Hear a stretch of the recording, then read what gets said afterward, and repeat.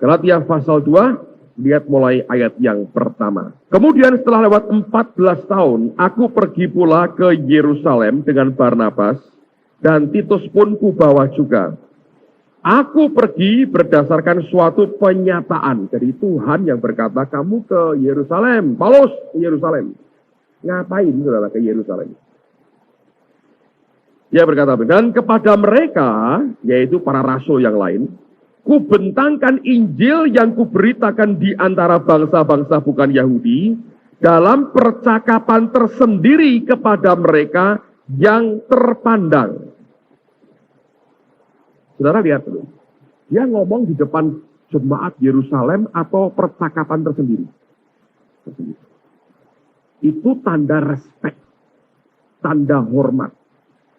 Oke, dia tidak mau ada orang lain di luar circle kerasuan itu yang dengar.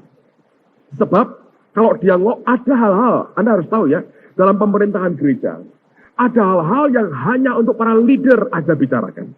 Makanya kalau nanti minggu depan kita buat pertemuan gembala, saya hanya mau orang-orang yang dalam struktur pemerintahan gerejanya, lokalnya itu jelas dia seorang pemimpin, itu yang saya mau ajak bicara.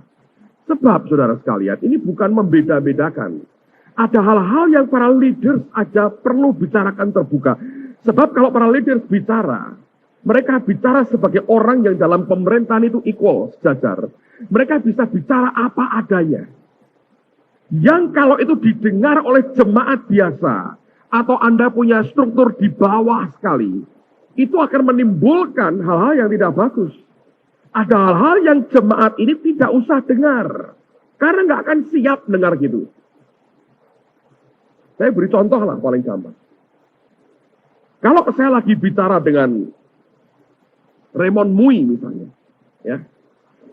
Saudara nimbrung pembicaraan, saya akan berkata, sorry ya, kami mau bicara, Anda keluar dulu. Kenapa? Tahu yang akan bicarakan.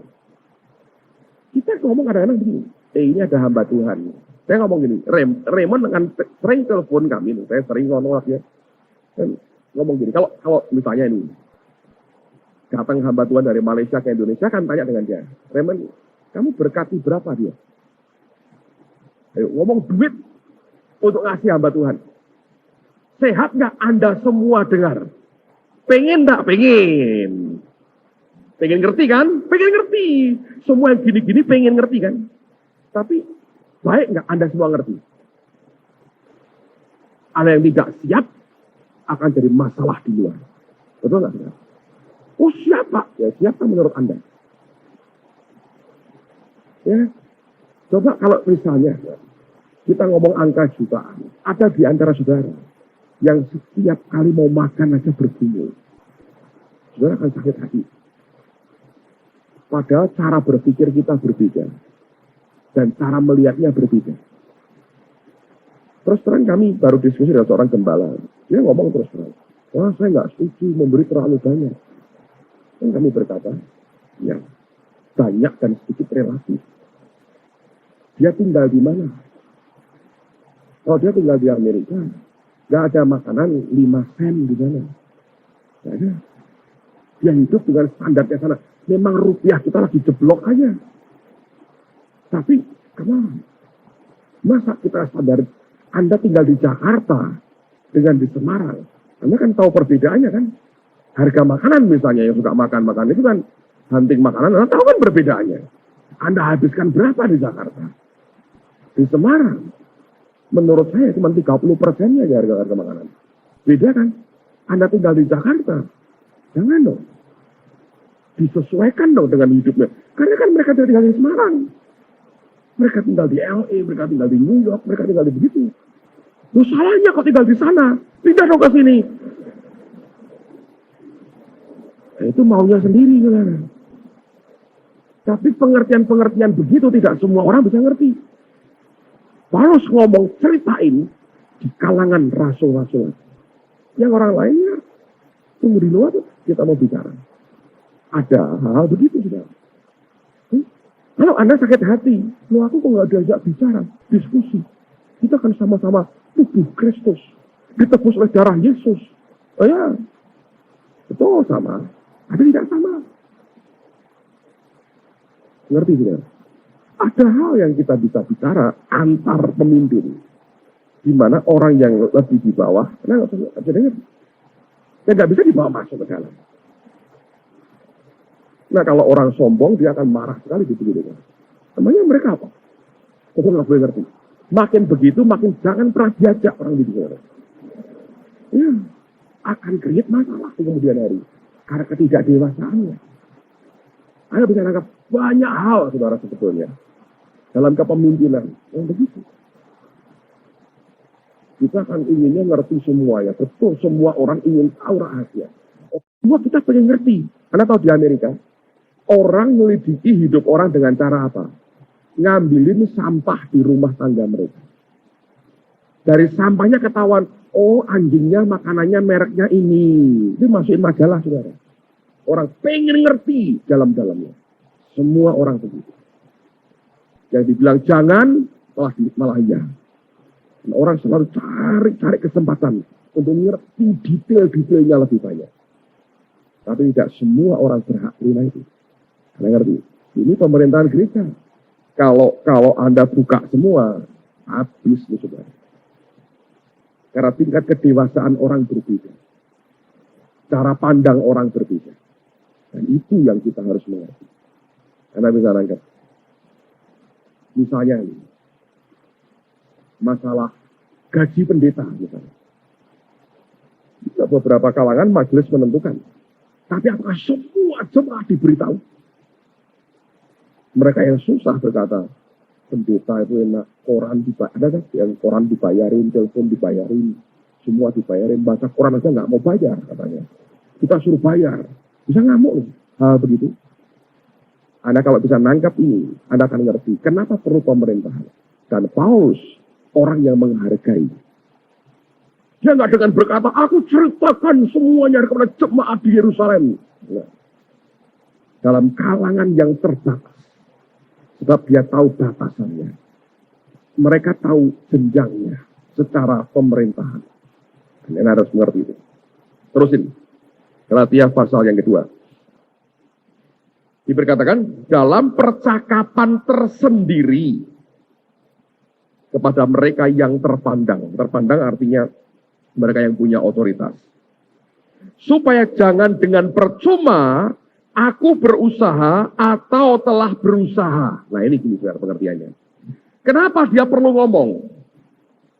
Saya gambarin ya, ini orang kita bisa belajar banyak hal dari dia.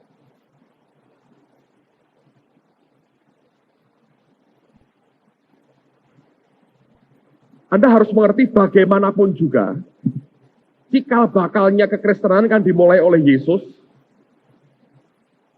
lalu 12 murid. Ya. Dalam perkembangannya Yudas diganti Matias. Lalu 12 ini menjadi 12 rasul. Ini asal muasalnya. Mereka tinggal di Yerusalem. Ini asalnya dari sini.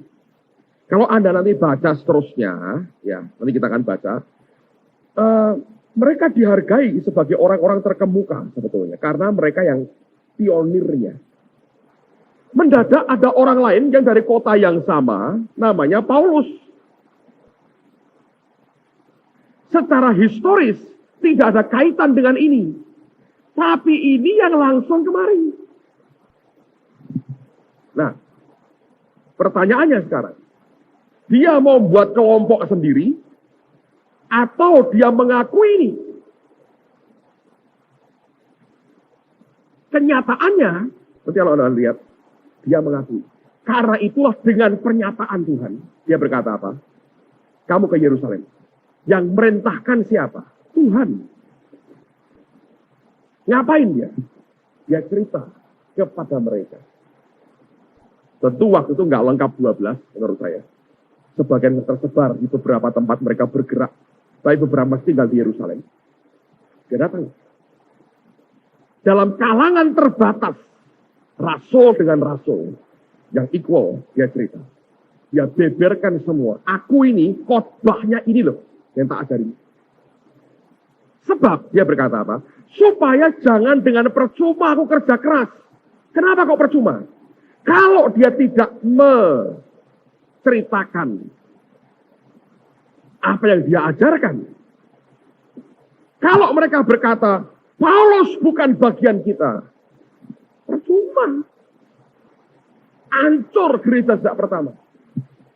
Dan dia tidak mau, yang dia kerjakan itu percuma. Dia berkata, dia merendahkan dirinya. Dia datang ke mereka. Dia ceritakan, dia buat presentasi dalam kalangan terbatas, orang-orang terpandang. Dia bilang, ini loh, aku khotbah ini, Injil yang aku ceritakan. Lihat ini orang luar biasa, penundukan dirinya. Makanya bisa ngatur orang. Sebab dia orang yang mau diatur. Nangkep. Terusin. Supaya lebih gamblang. Ayat 3. Tapi kendati pun Titus yang bersama-sama dengan aku adalah seorang Yunani, namun ia tidak dipaksa untuk menyuratkan dirinya. Memang ada desakan dari saudara-saudara palsu yang menyusup masuk, yaitu mereka yang menyelundup ke dalam untuk menghadang kebebasan kita yang kita miliki di dalam Kristus Yesus, supaya sesaat pun kami tidak mau mundur dan tunduk kepada mereka agar kebenaran Injil dapat tinggal tetap pada kamu. Dan mengenai mereka yang dianggap terpandang itu, bagaimana kedudukan mereka dahulu, dia bilang itu tidak penting bagiku, sebab Allah tidak memandang muka. Bagaimanapun juga, mereka yang terpandang itu tidak memaksakan sesuatu yang lain kepadaku. Tetapi sebaliknya, perhatikan, setelah mereka melihat bahwa kepadaku telah dipercayakan pemberitaan Injil untuk orang-orang tak bersunat, sama seperti kepada Petrus untuk orang-orang bersunat, karena ia yang telah memberikan kekuatan kepada Petrus untuk menjadi rasul bagi orang-orang bersunat, ia juga yang telah memberikan kekuatan kepadaku untuk orang-orang yang tidak bersunat. Dan setelah melihat kasih karunia yang dianugerahkan kepadaku, lihat, maka Yakobus, Kefas, yaitu Petrus, dan Yohanes yang dipandang sebagai soko guru jemaat, berjabat tangan dengan aku dan dengan Barnabas sebagai tanda apa? Persekutuan. Supaya kami pergi kepada orang-orang yang tidak bersunat dan mereka kepada orang-orang yang bersunat. Hanya kami harus tetap mengingat orang-orang miskin, dan memang itulah yang sungguh-sungguh kuusahakan melakukannya. Ini rasuli. Ingatnya orang miskin terus, nggak tahan. Kalau melihat orang miskin, hati mereka ke sana. Begitu dia presentasi Injil yang dia sampaikan, mereka lihat kasih karunia-Nya. Siapa mereka itu? Soko guru jemaat. Para rasul, Yakobus, Kefas, dan Yohanes. Mereka lihat itu, mereka berkata, kita sama. Sejak itu, kerasulan Paulus diakui oleh mereka. Nangkap saudara. Penundukan diri itu akan berakibat orang yang di atas kita akan memberikan pengakuan kepada kita. Nah, jawatan rasul, nabi, dan yang lain tiga yang sisanya, itu sebetulnya pertama-tama adalah anugerah yang Allah berikan kepada kita. Tapi rupanya begini, Tuhan harus memberikan pengakuan, gereja, tubuh Tuhan lain akan ikut akhirnya memberikan pengakuan waktu mereka sendiri melihat bahwa apa yang dihasilkan lewat hidup kita memang seperti itu. Baru kemudian Paulus dengan gamblang berkata, aku ini rasulnya Kristus Yesus. Dia sudah tahu sejak lama, tapi pengakuan dari rasul-rasul yang lain, yang orisinil sebetulnya secara manusia, itu tetap dibutuhkan. Dan dia berkata, kalau dia nggak dapat blessing dari mereka, yang kuusahakan itu sia-sia. Itu bukan politiknya Paulus, saudara. Dia datang ke Yerusalem dengan pernyataan. Artinya Tuhan berkata, go. Untuk apa? Supaya kamu terima blessing dari ini. Dan ini bukti yang menampakkan diri kepada Paulus. Yesus yang sama. Dan Yesus yang sama yang berkata kepada mereka, pergilah ke seluruh dunia. Nangkep saudara. Lihat caranya. Dengan apa yang dia buktikan dari hidupnya. Dia ngatur nabi. Tentang nabi-nabi dia atur. Pak, yang ngatur rasul siapa? Yang mereka ini ngatur satu dengan yang lain. Teruskan ayat yang ke-11. Nah ini Anda tahu, disinilah terjadi koreksi, saling menasihati, terjadi di sini. Tetapi waktu Kefas datang ke Antioquia, aku berterus terang menentangnya sebab ia salah. Karena sebelum beberapa orang dari kalangan Yakobus datang, ia makan sehidangan dengan saudara-saudara yang tidak bersunat. Tapi setelah mereka datang, ia mengundurkan diri dan menjauhi mereka karena takut akan saudara-saudara yang bersunat. Dan orang-orang Yahudi yang lain pun turut berlaku munafik dengan dia. Sehingga Barnabas sendiri turut terseret oleh kemunafikan mereka. Tetapi waktu kulihat bahwa kelakuan mereka itu tidak sesuai dengan kebenaran lagi Injil, aku berkata kepada Kefas di hadapan mereka semua, jika engkau seorang Yahudi hidup secara kafir dan bukan secara Yahudi, bagaimanakah engkau dapat memaksa saudara-saudara yang tidak bersunat untuk hidup secara Yahudi? Ngerti? Jadi tetap ada cek di antara mereka. Ada hal yang tidak pas yang omongin, ada hal yang bagus mereka dukung. Petrusnya berkata, Petrusnya nggak jelek-jelekin Paulus setelah itu, saudara. Nggak ada sentimen-sentimenan, saudara ya. Dia berkata, yang diomongin itu luar biasa. Itu kasih karunia Allah hebat sekali. Pengertiannya, understanding tentang Tuhan hebat sekali. Dia ngerti yang diomongin itu betul, mengkoreksi dia. Lihat akan aturannya. Dan di sini saya belajar gereja lemah hari-hari ini. Kita inginnya, sih saudara, kayak pendekar berkelana kemanapun, tidak ada yang melarang ya.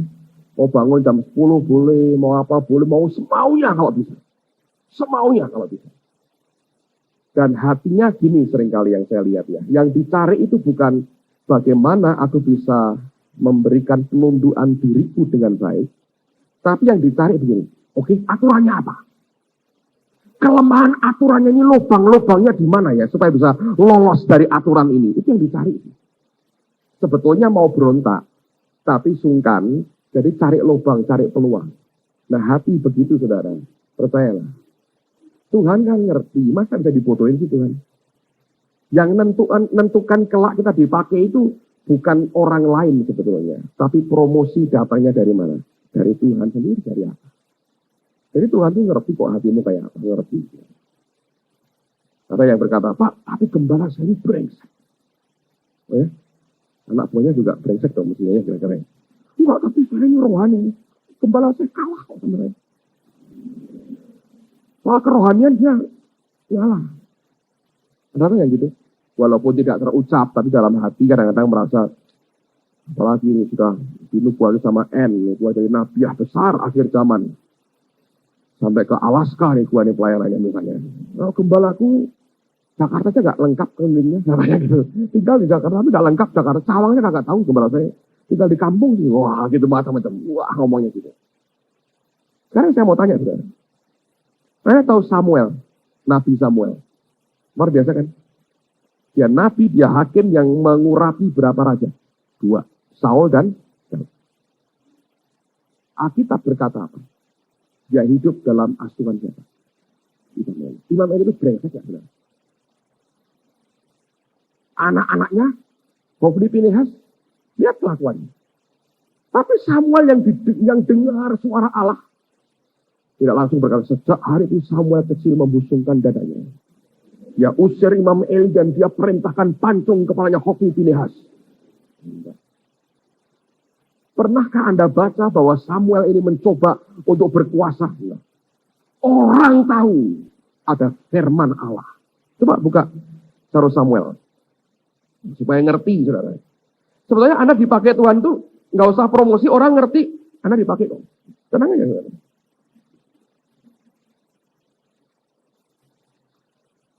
Oke, pasal 3. 1 Samuel pasal 3 ayat yang pertama. Jangan gelisah lah kalau Allah bagaimana cara mempromosikan diri atau ingin dipromosikan. Jangan pernah gelisah soal itu. Relax saja. Kalau memang orang bermutu itu bermutu kok saudara. Ngerti ya? Bermutu itu bermutu lah saudara. Kalau nggak bermutu aja. Bermutu Anda boleh promosinya besar-besaran.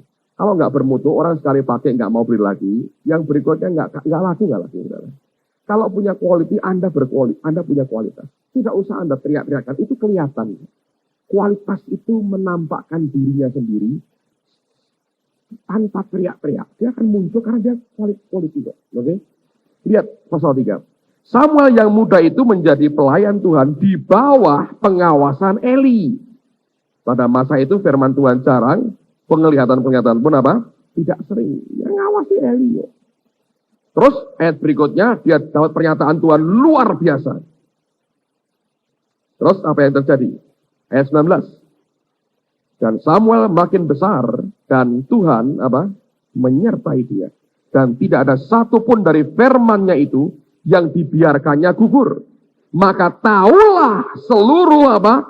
Israel dari Dan sampai Beersheba bahwa kepada Samuel telah dipercayakan jabatan Nabi Tuhan.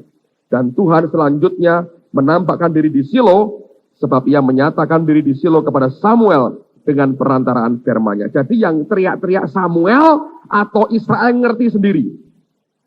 Ngerti sendiri. Tidak ada, maka Samuel datang kepada Pak Benyamin, minta dibuatkan poster bahwa Nabi sudah datang. Dengarlah Israel, Nabimu sudah muncul. Gambarnya anak kecil meringisi. Dicetak, disebar di mana-mana. Datanglah kepadaku. Satu nubuatan sembahan, katanya. Nggak ada, saudara gitu. Kalau Allah promosikan, dia promosikan. Cuma orang ini submit, itu luar biasa. Dan dia tidak tunduk-tunduk ini. Hei Nabi, tua lu. Sudah tua kagak tahu diri ya. Ya diam. Sampai waktunya itu. Seluruh Israel tahu. Nabi yang itu. Jadi begitu cara Tuhan. Makanya ada banyak orang takut dengan kata penunduan diri. Karena apa?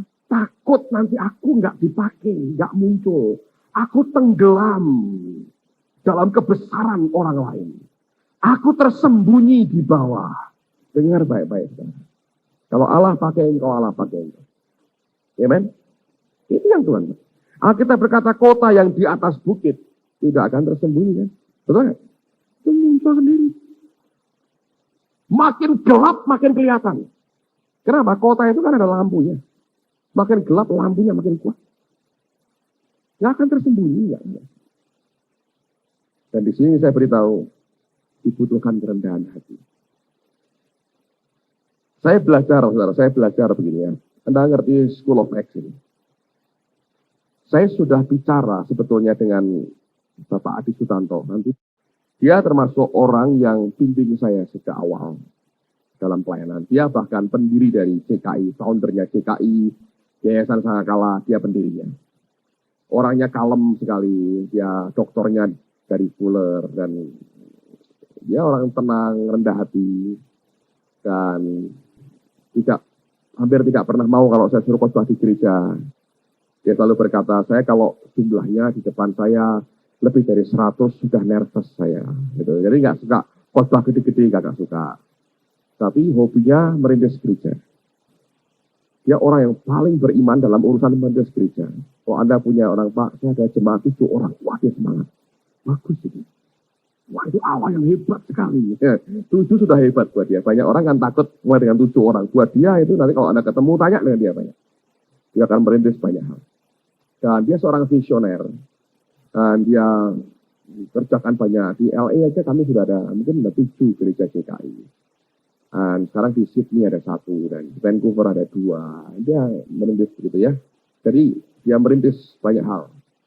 Beberapa gereja GKI kami yang di Ungaran ini dia yang merintis. Saya ikut bantuin sebentar. Merintis sampai jadi.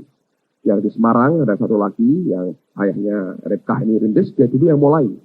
Saya sempat jadi wakilnya beberapa saat merintis gereja dan pertama-tama pakai rumah mertua saya untuk mulai gereja. Jadi saya cukup lama dampingi dia. Dan dia kenal saya sejak saya SMA. Jadi dia ngerti akan pertumbuhan kami. Semua kami dia ngerti. Dan dia merintis akan sekolah teologi sebetulnya. Dan saya ikut bantu pada waktu-waktu awal juga. Saya ikut mengajar. Lokasinya nggak jauh dari kita. Kalau Anda ke Pasar Ungaran, ya, itu ada jalan yang cabang 2. Yang terus ke arah Bawen, Salatiga, Solo, dan sebagainya. Ada yang arahnya turun ke bawah. Ya, dari pasar itu terus itu turun ke bawah.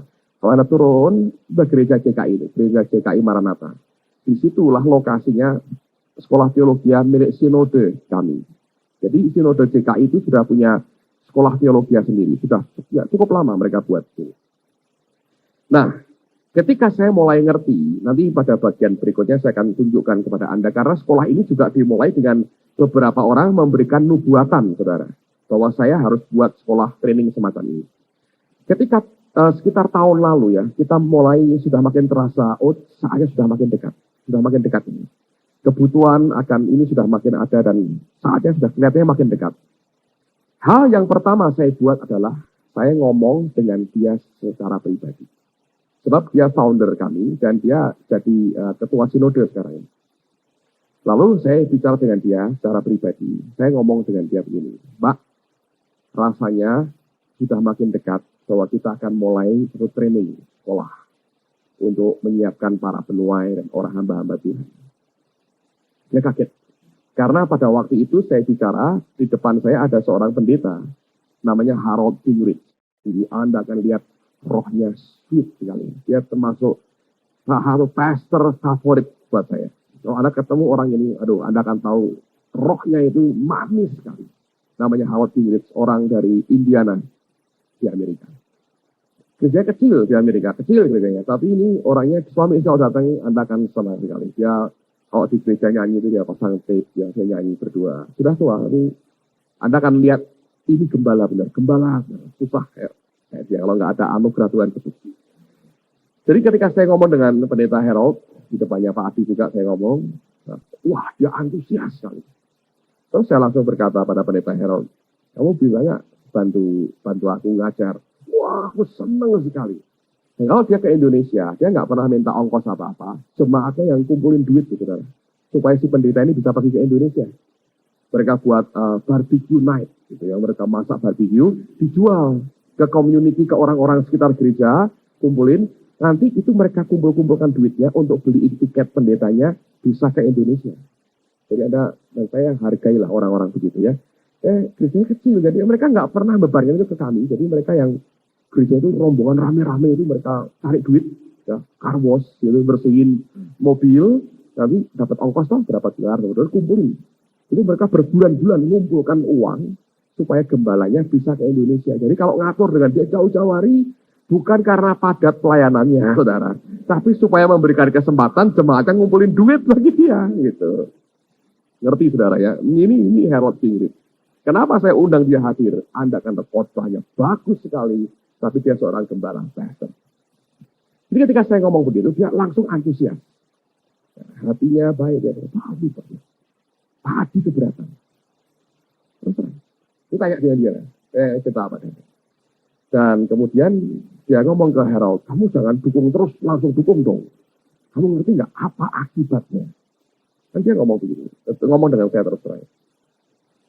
Kita ini sudah punya sekolah Alkitab sendiri. Sekarang kamu mau buat training. Bila kalau training ini nggak maju, nggak apa-apa. Nanti kan bubar sendiri.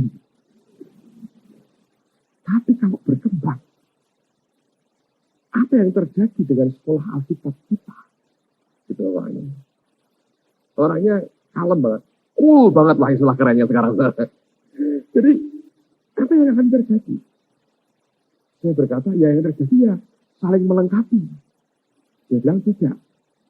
Salah satu akan mati. Dan terus dia gini, kamu jamin nggak bahwa ini sekolah kelak akan jadi sekolah teologi, tidak akan jadi sekolah teologi? Saya bilang, enggak, saya nggak jamin itu. Dan kita kan nggak tahu Tuhan nyuruhnya apa. Kok saya jamin-jamin tidak ada sekolah teologi? Tapi, saya berkata gini, kalau saya mau jadi sekolah teologi, saya ngomongnya terus terang, saya bilang, saya maunya afiliasi sama Oral Roberts University. Bisa nggak? Bisa. Yang Konghi punya, nanti kalau Konghi datang, Anda tanya. Konghi itu mulai kayak training begini, tapi dia mulai 9 bulan. Karena dia niru yang di Ekman, 9 bulan. Mahal bayarnya. 1 semester, 9 bulan itu kalau nggak salah ya, uang kita itu 12 sampai 17 juta. Ongkos belajarnya tok. Belum tidurnya, makannya, Anda tidur sendiri, makan sendiri. Untuk belajar 9 bulan itu 17 juta. Dan ini orang pintar sekali. Sekarang lagi dipakai Tuhan, di Amerika dipakai khotbah di mana-mana. Nah, dia ngomong gini, saya gampang aja. Ketika guru-gurunya punya quality begini, seperti yang kita punya ini ya, saya undang aja beberapa profesor dari Oxford University. Ya senang langsung itu mereka berkata, ini boleh berafiliasi kepada kami. Lulusannya langsung kuliah di OAI, kreditnya diterima semua. Jadi kalau dia buat brosur itu nanti ini afiliasi kepada Oxford University. Semua kredit poinnya langsung transfer diterima. Saya bilang kalau saya gitu pasti. Saya berkata gitu. Nah, kalau kamu gitu kita akan tutup. Sudah aku rintis bertahun-tahun. Kamu datang nongol begitu. Dan dia ngomong terus terang. Kamu diberkati Tuhan. Kamu uang punya untuk buat itu. Kami kesulitan buat itu. Ya, kamu begitu gak fair dong. Saya bilang ya fair. Ini kan zaman reformasi. Saya berkata gitu. Sambil bergurau kita ngobrol. Tapi saya ngerti keberatannya. Saya tahu keberatannya. Ya, Anda bisa nangkep. Saya tahu keberatannya. Dan saya berkata terus terang. Saya berkata, saya bilang, ya pokoknya saya tidak akan melangkah sebelum Pak Adi kasih blessing. Terus saya diajak ketemu dengan semua anggota BPH Sinode dan pengurus harian kumpul. Saya cerita ke mereka. Ini yang terjadi. Ini yang Tuhan taruh dalam hati. Belum tahu kapan, tapi anytime bisa kami buat. Karena saya merasa dalam hati saya, itu kok sudah makin dekat nih saatnya. Boleh nggak kami buat training? Terus mereka bilang, ya kami akan pikirkan dulu. Sampai sekarang belum ada jawaban. Saudara. Sampai sekarang ini nggak ada jawaban. Resmi nggak ada jawaban. Nggak ada. Sebab mereka ini bingung sebetulnya. Dan Pak Adi akhirnya ngomong sama saya. Saya dilema. Saya tahu kalau Anda mulai, kelak bisa membuat kami harus bukan. 2 lembaga, 1 wadah. Untuk apa? Bahkan dia bilang, kenapa enggak sekolah teologi aja itu kamu ambil aja? Saya enggak mau. Saya enggak ke situ kok sekarang ini. Saya tahu harus buat ini. Terus dia bilang gini, saya dilema. 1, kalau Anda mulai, kita bisa tutup. Tapi, apa hak kami untuk melarang Anda maju? Apa hak kami untuk membuat jangan terlalu maju? Kita mengingkari kebenaran dan visi kita sendiri. Ingin semuanya berkembang. Saya merasa nggak punya hak untuk melarang. Tapi kalau mengizinkan, saya mematikan apa yang kami bangun sendiri. Bingung. Makanya sampai sekarang, resminya nggak ada jawaban organisasi. Ya, saya bilang. Udahlah, yang penting Pak Adi berdoa, saya berdoa. Setelah sekian bulan, saudara, saya tunggu-tunggu nggak ada kabar. Akhirnya tiba ketika Raymond Mui datang lagi ke sini. Dan kami bicara lagi, dan itu makin kuat yang berkata, lakukan itu. Saya bilang, baik Tuhan, beri saya 1 tanda, bahwa saya harus terima berkat dari atasan saya. Saya telepon ke Amerika pagi itu. Saya bilang, Pak Adi, sudah sekian bulan sejak kami presentasi di depan orang-orang terkemuka seperti di Galatia. Dan sampai sekarang kok belum ada jawaban. Saya yakin kami harus mulai itu. Terus dia bilang, oke. Karena saya blessing. Jalan. Dari situ langsung saya ke Kuala Lumpur. Dengan bawa blessing dari dia. Dan kami mulai. Cepat. Anda ngerti? Itu sebetulnya kan gini. Secara daging kalau Anda mau. Sikat aja kita garap. Gampang tuh. Lebih gampang. Kita kita nggak minta apa-apa, mungkin udah kita sikat aja. Dan gereja ini kongregasional, artinya setiap gereja lokal itu mandiri, otonom. Seperti GPI, otonom. Jadi kita nggak terikat terlalu banyak dengan sinode sebenarnya. Tapi saya tahu secara rohani tidak bisa begitu. Kalau Anda menaruh hormat kepada pemimpin, kesabaran sekian bulan itu tidak merugikan apapun. Saya jujur berkata, saya nggak dirugikan dengan apa yang saya buat. Anda bisa nangkep. Nah, itu submission. Hal besar seperti itu, hal kecil Anda bisa terapkan dalam hidup sehari-hari. Di gerejamu, di rumah tangga, di dormitory, di asrama merah yang terkenal itu, dan asrama kuning. Anda bisa terapkan dalam sehari-hari, dan itu perlu dimulai dengan langkah-langkah yang sederhana kok sebetulnya. Kemarin Pak Thomas sharingkan bagus kan. Sebelum ayat-ayat peperangan rohani, itu kan ayat soal taat dan kasih kan. Jadi dari cara yang simpel seperti itu Anda kerjakan. Setiap perkara kecil, Tuhan akan berikan kepada kita perkara besar. Sederhana. Contoh kedua, sebelum kita break. Coba lihat kalau Anda ada orang menerjemahkan. Kita punya yang penerjemah bagus dalam beberapa hari. Tapi kita diberkati dengan mereka. Saya belajar begini, dan saya share dengan Dini Sherman soal penerjemahnya. Dan dia diberkati dengan Ibu Monica yang menerjemahkan dia. Saya ngomong gitu. Kenapa seringkali ada terjadi ya penerjemah bagus. Tapi ketika dia ngomong, atmosfernya kacau, hadirat Tuhannya kacau. Kenapa? Sebab menerjemahkan itu bukan cuma Anda ngerti Inggrisnya apa, lo Indonesianya apa, enggak. Kalau Anda mau coba, boleh. Tapi yang dibuat pencobaan yang tidak mau. Ya. Anda boleh Inggrisnya jago. Anda naik di mimbar. Anda ngomong. Lain. Nah, salah satu faktor yang tidak diperhatikan orang adalah kerendahan hati dari si penerjemah. Ini saya pernah ngalami tahun 80-an di Tawangmangu. Tahun 81 kalau nggak salah. Kita buat acara jambore pelajar. Ribuan yang hadir pada itu.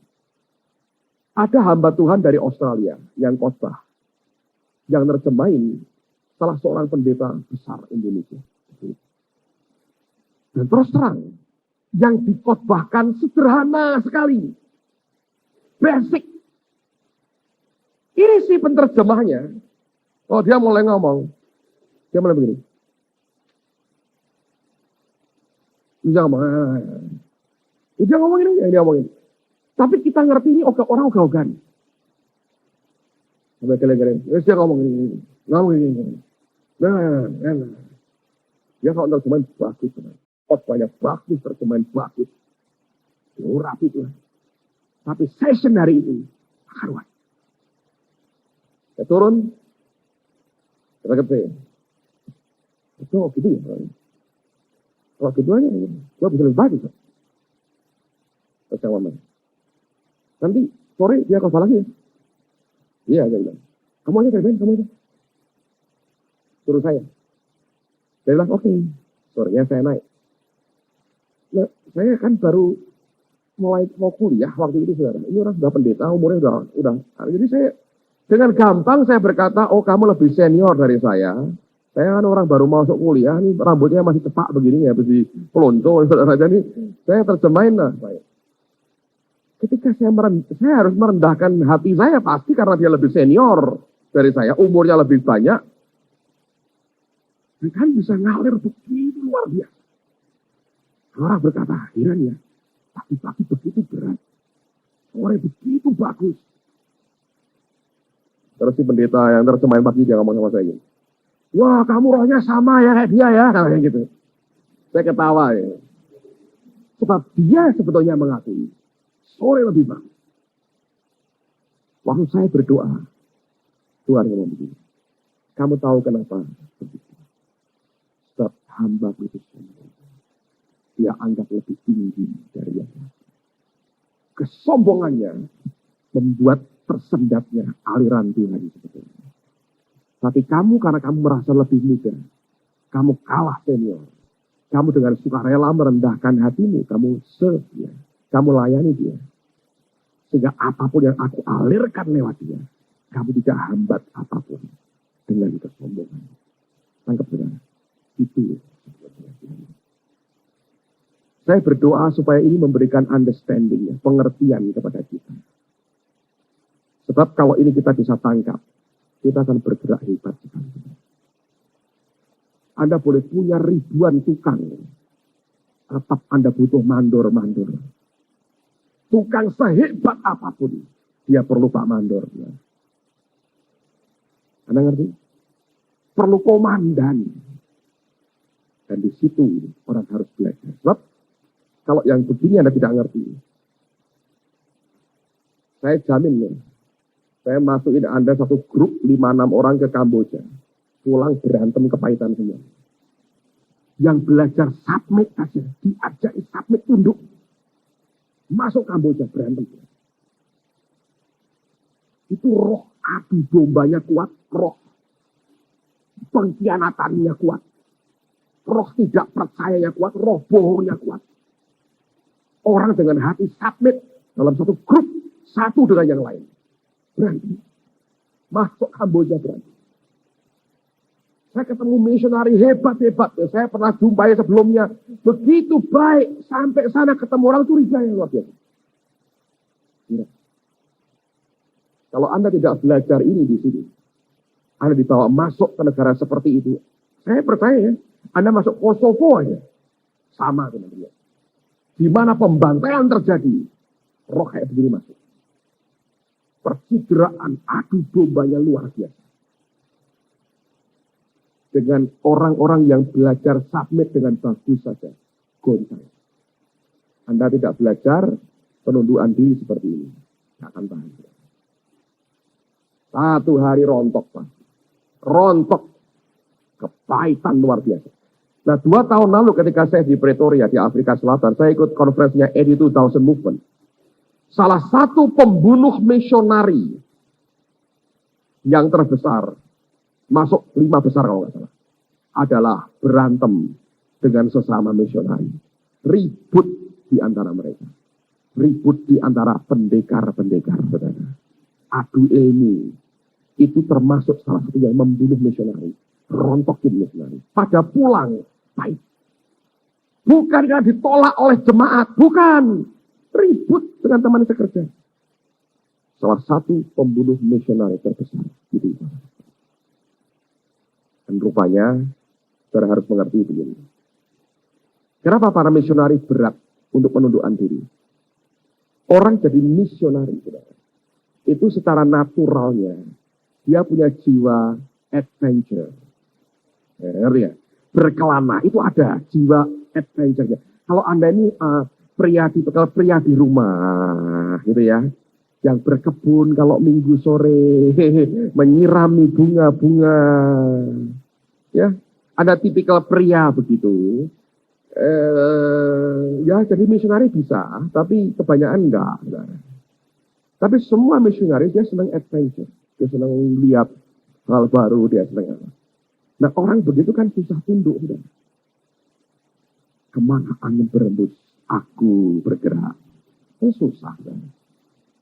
Jadi ada tuntutan yang bertolak belakang dengan karakternya secara alamiah dalam hidupnya. Makanya ini berat. Nabi pun sama. Roh Kudus seperti angin, Nabi bergerak kemana angin berembus. Kan begitu, saudara. Jadi karakternya dengan tuntutan Alkitabnya bertolak belakang. Jadi saudara harus belajar penundukan diri itu luar biasa. Tapi kalau Rasul lebih gampang, sebab dia master builder. Dia kerja dengan tatanan dan aturan. Buat dia nggak masalah menundukkan diri. Sebab dia tahu dia harus kerja dengan penundukan diri yang kuat. Oke, kita break, kita berdoa dulu.